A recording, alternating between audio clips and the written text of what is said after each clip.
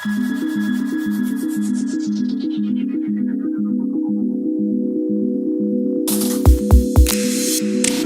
welcome back to Cylance TV. I am Matt Stevenson, and welcome to my living room. Good guest for you today. We're constantly on the look for people doing interesting things. We've got James Carter. James is the CISO at LogRhythm. Let's jump in. We are at a healthcare show. Your background before here was at a healthcare large facility. Making that transition into the vendor space, what do you bring that's going to be different from those who may have come up in the vendor space their whole careers? Yeah, I think you just come to the game with a little more context and understanding about that specific industry and what their challenges are, what their risks are, what the threat vectors are that they have to worry about. If you come up in the vendor space, you really don't get that really in-depth background that requires to respond to incidents and do things like that at healthcare. So just that industry context, I think, is just paramount. And as we're talking about healthcare, it feels like the last couple of years we've seen just a super focus from the bad guys on healthcare attacks. Do you think that we've reached peak attack for healthcare, or is there more to come? I feel like we have reached peak for healthcare. If I look at it from my time doing incident response investigations, there was a time when people attacked the government, and then which they still do, but then they attacked financial sector, retail, and they kind of worked their way up to whatever the lowest hanging fruit is at the time. And obviously healthcare records are valuable, and there for a while they were the lowest hanging fruit. So, for the last 4 or 5 years, they've been a primary target for a lot of the threat actors out there. I think we're almost at the point now where there's nothing left to steal, right? I mean, it's like the store's empty, so we'll move on to the next vector.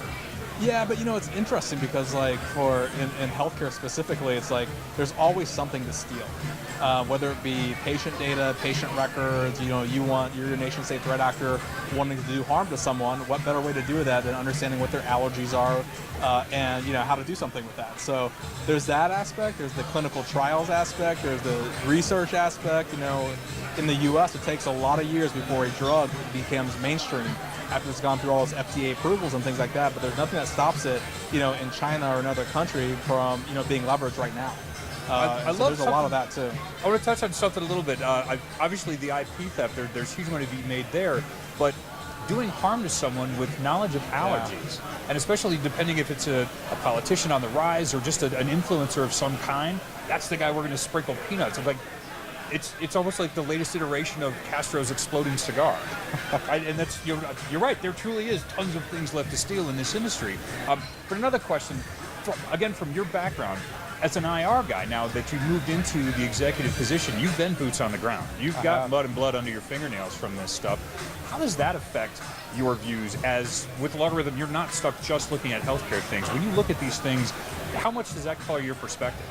It's a great question. I mean, I think coming from the IR side of the house, you pretty much got to see every industry vertical, all the different threat actors, what they were doing, how they're, just the full context of to what they're interested in and how they're attacking companies. And so the first thing that comes to your mind whenever, you're building up a program for the first time, it's, okay, how do I protect against threats? How do I respond quickly?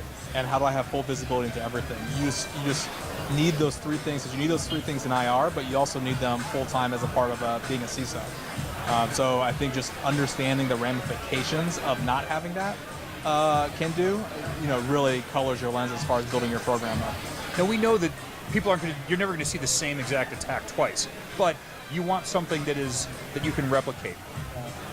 Looking at the way the attacks work, would the same type of attack work at healthcare to translate that into an attack on a government facility, on an educational facility, or do you really have to change those models up? No, you know what? I think there's a lot of similarities across industries. So, one example is, obviously ransomware can work at a healthcare institution, and the same way it can work at a government facility. You combine things like industrial control systems, IoT devices, all the different industry verticals have that. In healthcare, it's med devices or biomedical devices. But they all have that. And if you're going to attack a biomedical device, it's very similar to an ICS or a SCADA system. Okay. So, I think there's, a lot of attackers can leverage the same attack across multiple industry verticals. All right, let's talk about LogRhythm. Right. We skated around this long enough. All right. What are you guys up to right now that's something that you're interesting, maybe something that you're not really ready to talk about yet, but you can tell me a little bit about, or the latest thing that is the hot thing, like this is what we're really excited about, what's going on? Yeah, I think from a good part about my role at LogRhythm is that not only am I the CISO at LogRhythm, but I also run an R&D group. And so Well, you got a day job, including your area executive that's suite? Right. Nice. That's right. So it's awesome because if I think of something cool or innovative or anything that I want to do from a CISO side, I literally just add it to my roadmap on my R&D side. And so we've done a lot of work. Obviously, we have a standalone UEBA product now, so that came from some of the R&D work that we've been doing. We're doing a lot of stuff with cloud right now. So those are all interesting aspects of our product. And then I think what people don't realize about our product is that we actually combine log management, automation and orchestration, UEBA, and just full end-to-end detection all the way through to containment and remediation through our platform. And I think that's really cool. And then we just released an app for Epic Hyperspace. So since we're here at a healthcare show, Epic is here, but we actually have full real-time visibility into privacy monitoring, people accessing patient records or attempting to access patient records in any shape or form. So that's another cool piece. And then on the CISO side, I'm implementing a zero trust network, very similar to Google's BeyondCorp in LogRhythm Corporate. And so, if I look at what's my legacy that I'm going to leave behind, if I ever decide to leave LogRhythm, that is my legacy of being able to say that we fully implemented a zero trust network there at LogRhythm Corporate. So you've got a really interesting dual role in you've got to protect your house, but you're also looking to build products that are going to protect other people's houses as well. That's right. And that's the definition of eating your own food, is that you're doing it for them because it works for you and vice versa. Yeah, and it's great because I'm trying to protect our house. As you said, we know of what the challenges are. We know what would be nice from a feature set perspective. We know what would be great from what's the next level for innovation, and literally that feeds right back into our product development.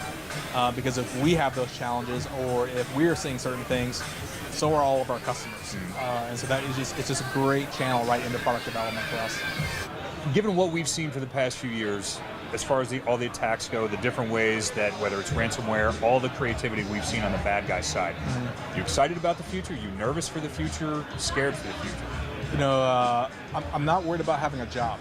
I think that part is good. I think the attackers are always going to outnumber, I feel like, the defenders and responders. And so I think it's kind of like sick life cycle where the attacker gets a little bit of ahead, the defender catches up, responder catches up, the attacker gets a little bit ahead, and it just keeps kind of like chasing all in a circle. And then so I'm not afraid of what the future has from a cybersecurity perspective, but I'm also kind of excited. I'm excited to see what the evolution is, what the next type of attack that's going to happen is, and how that's going to change from previous years.